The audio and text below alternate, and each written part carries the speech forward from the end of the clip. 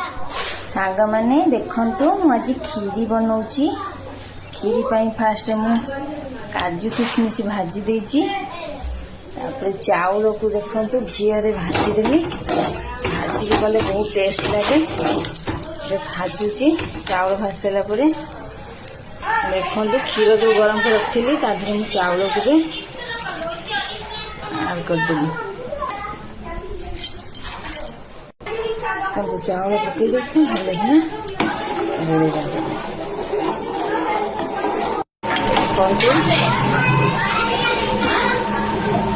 तो काजू किशमिश ऐड कर देली।